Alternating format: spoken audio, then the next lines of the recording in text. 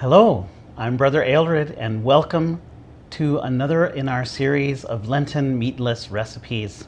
Today, we're going to make a dish called Imam Bayildi. It's a dish that I think originates in Turkey, and the title means the Imam fainted when he learned how much olive oil was used in the recipe. The first step in the recipe is to sear our eggplants, and we use plenty of olive oil for that because an eggplant will just continue to drink olive oil as long as you're willing to give it. So we're not going to get crazy with it, but we are going to put a nice sear on our eggplants. So to get them ready, we're just going to take the tops off of our eggplants like this. And there's no need to peel them all the way, but I'm going to peel some stripes into them because we don't really need or want all of that eggplant skin there. So I'll just peel some stripes onto them. Usually about 3 will do the trick. Yep.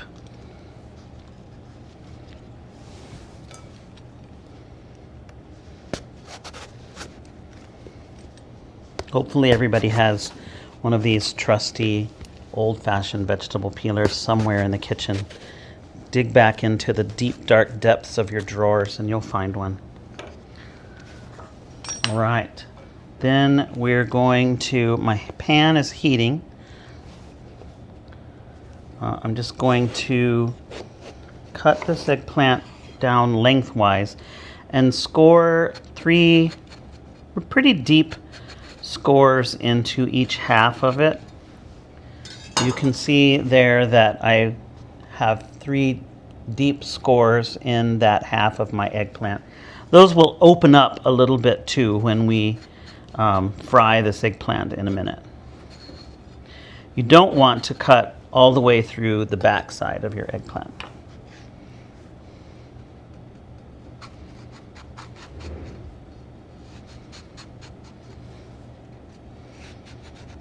These scores, when they open up, are where we will place the stuffing that is a tomato stew that we're going to make for the eggplants that will go in them before we bake.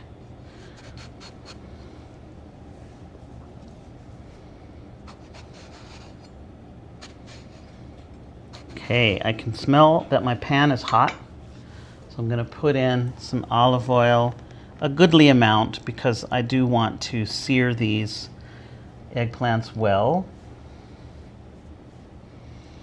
And I can see it already start to shimmer, so that means my pan was nice and hot. I'm going to give it a second to heat up just a bit more.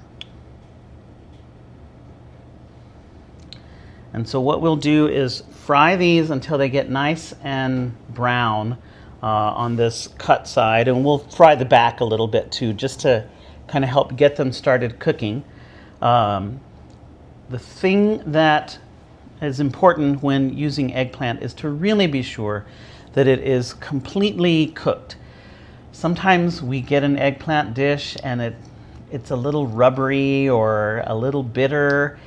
That's an indication that your vegetable is not actually completely cooked. And so you want it to cook and be all the way tender and nice and creamy and beautiful when you eat it.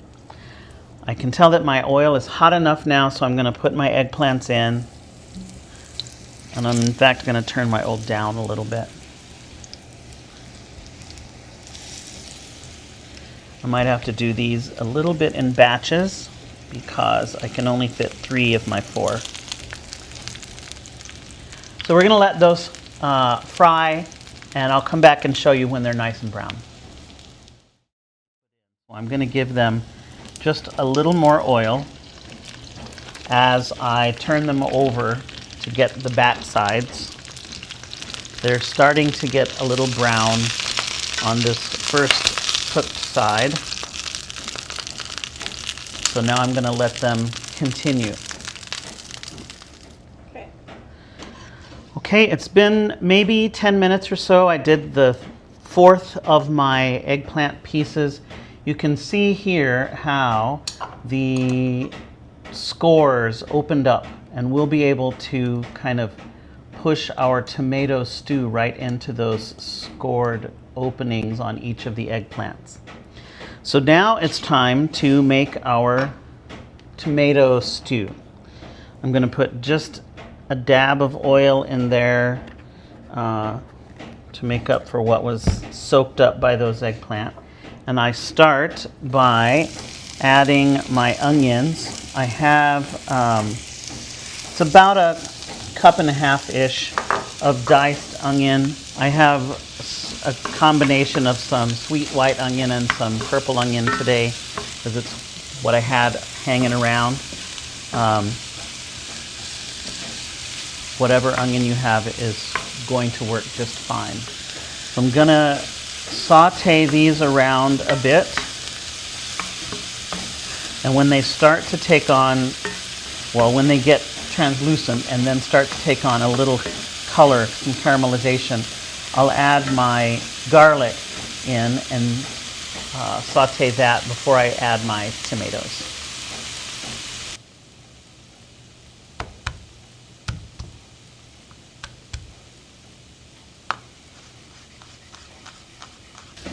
Okay, my onions are getting close, so I think I'll go ahead and add in my garlic. I like to do it in 2 stages like this because the garlic can scorch pretty easily. So if you've already got some vegetable matter in the pan, in this case your onions, they will provide a buffer and help keep that garlic from scorching.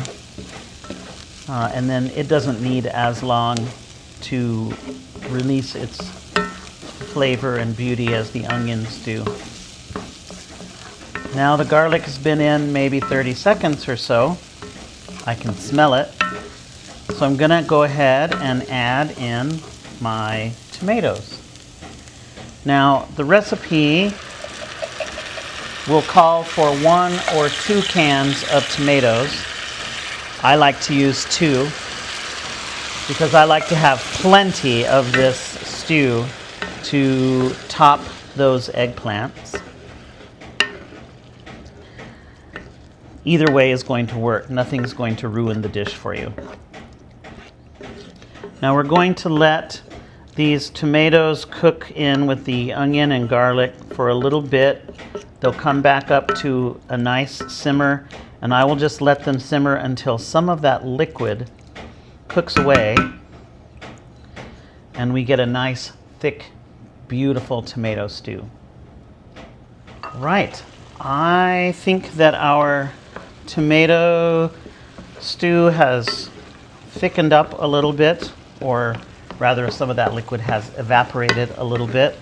So I'm ready now to add my parsley and mint to the dish, along with a few grinds of black pepper and some salt. And you can taste this in a few minutes and decide if you feel like it's well seasoned. And I'm just gonna, oh, here's my spoon. I'm just gonna stir that together. It doesn't need to cook a lot longer because you want that parsley and mint to keep its beautiful fresh flavor in there. You're just letting everything blend together a bit. Because we have tomatoes here, I'm using just maybe not quite a teaspoon of sugar to kind of take out some of that acidity, and it will bring just the slightest hint of sweetness to the dish, which is one of the beautiful aspects of this particular dish. I wanted to make this for you as part of the series because of the versatility of this particular dish. Imam Bayildi, I first ate it at a Greek restaurant when I used to live in Monterey, California before I came to the monastery. And I absolutely loved it there and decided I needed to learn how to make it. And what I have learned about it since is that it is delicious served hot as a main dish. You can eat it at room temperature. You can eat it cold right out of the refrigerator. I love to eat it as an entree, as you might do here, or as a side dish. It can be served where you offer someone a half or a quarter of an eggplant, or more often than not, I cut all of that up and just kind of have a spoonable stew. If you have it at room temperature, it's lovely with some pita bread as an appetizer. So the versatility of this dish cannot be overstated. So I hope you'll try it in lots of different ways. The last thing that I want to do before I put my stew onto my eggplants is just squeeze a little bit of lemon, not on my eggplant, into my stew. That lemon juice will just brighten up the flavor of these tomatoes ever so slightly. So you can just squeeze in a bit. There's no particular measurement. If you taste it and you feel like you want a little more, then add a little more. So I'm ready to spoon this onto my eggplants. Really, I'm just kind of topping it and then trying to shove it down into those cracks a little bit. But I have enough that I'll be able to just top each one of these pieces of eggplant generously.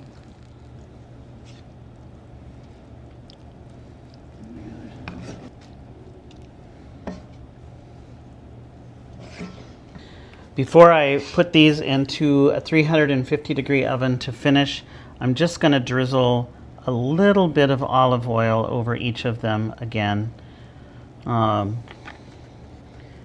If the imam is going to faint, he might as well do it, right?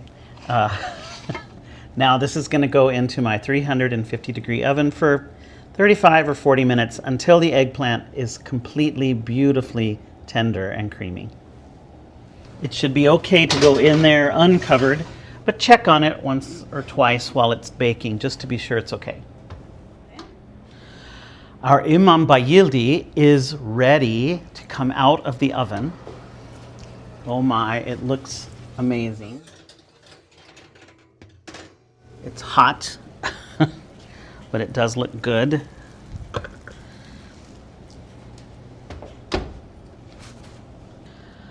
Let's give it a try. So, as I mentioned, you could serve about a quarter of an eggplant, more or less like that, as a whole serving, or more if you wanted. Often, I like to simply take the whole thing and sort of cut it up and spoon it like that just onto my plate. This would be excellent served with some rice along the side, possibly some Greek yogurt or some pita. If you wanted to let it cool and serve it as an appetizer, you could really cut it up into small pieces, and then it is beautiful served over crostini or with some pita bread as almost kind of like a dip or a bruschetta. It is really hot, so I'm going to blow on it a little bit.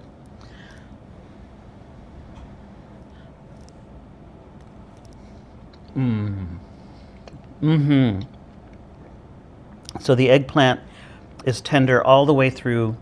It's got a creaminess to it.